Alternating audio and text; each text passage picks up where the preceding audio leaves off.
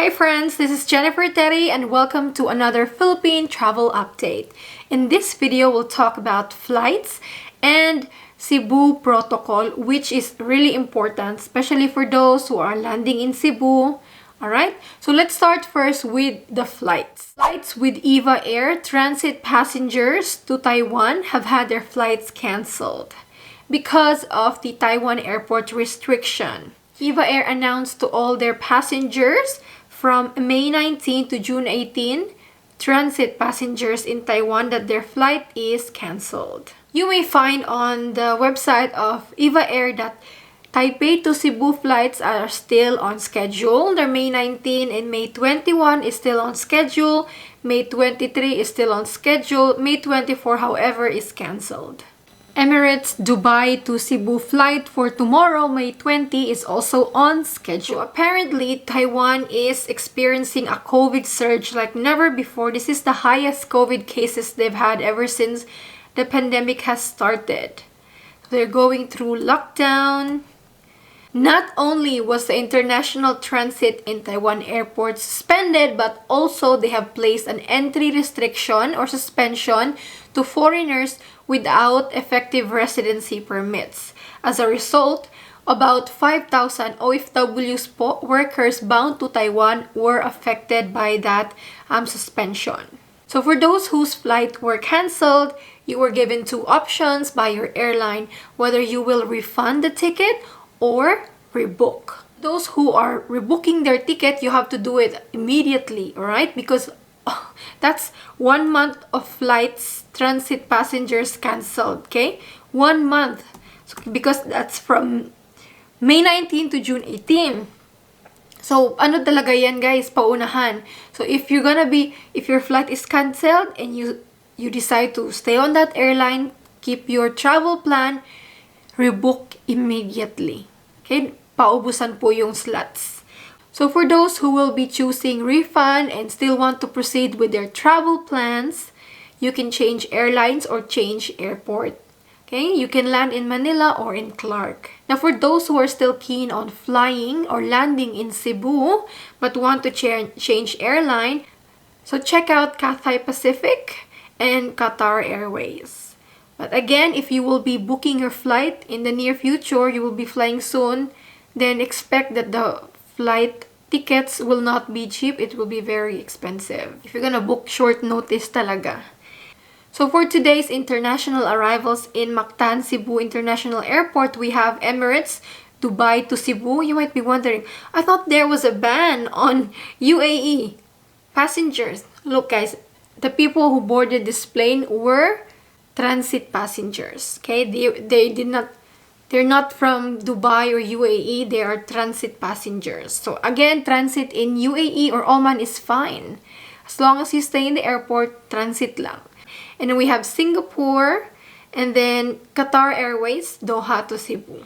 Now let's talk about the travel cap in Cebu. Now remember on last May 12, Cebu Airport Civil Aeronautics Board placed a travel cap on Cebu Airport in which only 300 passengers per day will be allowed to land in Cebu Airport, and that's combined with all airlines. So imagine from 1,500 to 300.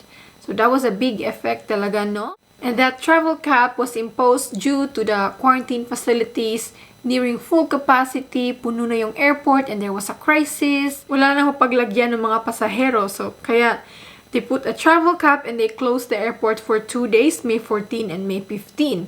And on May 13, our beloved Gwendolyn Miss Garcia and government agencies in Cebu gathered together. And then they issued the new memo covering non-Cebu residents in which they can follow the old protocol of only 2 to 3 days hotel quarantine. Since that new memo has been followed, last Monday, Governor Gwen Garcia called for an emergency meeting along with other government agencies, IATF Region 7, hotels, the Department of Tourism, Civil Aeronautics Board, and other government agencies appealing to lift the travel cap of 300 in Cebu Airport. She formally asked the Civil Aeronautics Board to lift the limit on the number of arriving international passengers to 300 at Mactan, Cebu.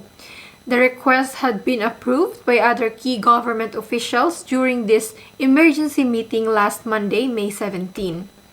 With the number of OFWs and returning overseas Filipinos staying at quarantine hotels going down because of the new travel protocols imposed in Cebu, Ms. Gwendolyn said, "You see, there is a very much shorter turnover which would free up more rooms available, meaning this would give our airport the capacity to receive more passengers." According to the Department of Tourism Region 7 Director Shalmar Hofertamano, as of May 17, there are now 800 rooms available for quarantine. The governor said lifting the number of international arrivals will be killing two birds with one stone. We earnestly request that the 300 passenger limitation be lifted. First of all, to help our airline industry that is really in bad shape right now and they need more flights. To help our airport that has been really in the doldrums because there has been no activity in the airport practically, but more so to help our OFWs and ROFs that would want to come home but are now scrambling for seats, for seat availability because of the 300 passenger limitation.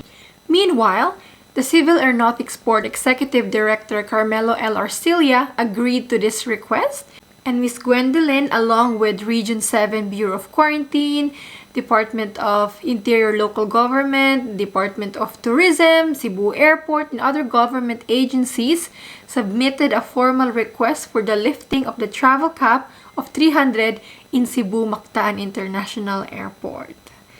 So far, the response of CAB is positive, guys. So as soon as they post the advisory, then I'll update you again, guys. But this is positive movement, no? Good. Kasi masyadong nagmahal yung flights pa Cebu. Dahil dun sa travel cap, grabe.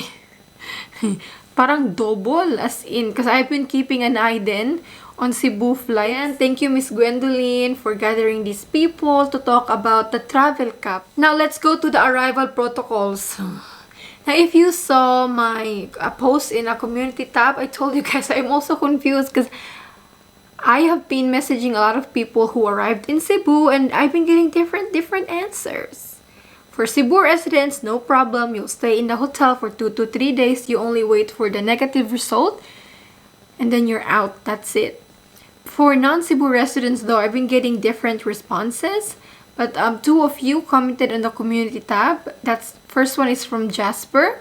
He shared, "I just went home 3 days ago via Cebu, non-OFW, non-resident. I stayed until my swab result was released, 28 hours, and got a flight back to Manila." Oh, lucky Jasper. He stayed for less than 2 days in Cebu. And then we have Mark who said, "I arrived in May 16. I'm currently in Quest Hotel in Cebu City, still quarantining. I'm going home tomorrow because my negative result is already out. As long as you have the 3 requirements, you are good. Non-Cebu resident po kami."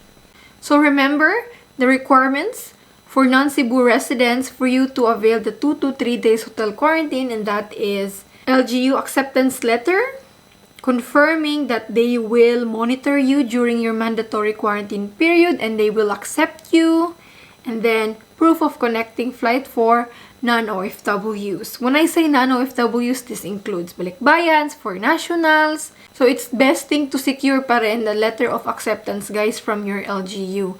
I know that some LGUs won't issue this if you don't have a negative result, and there are also LGUs that is really not anymore issuing a LGU acceptance letter. So yun nga no, kasi hindi talaga coordinated. We have this requirement and yet not all LGUs are issuing such document. For OFWs, as soon as you receive your negative result, please coordinate with OWA so they can check your acceptance letter.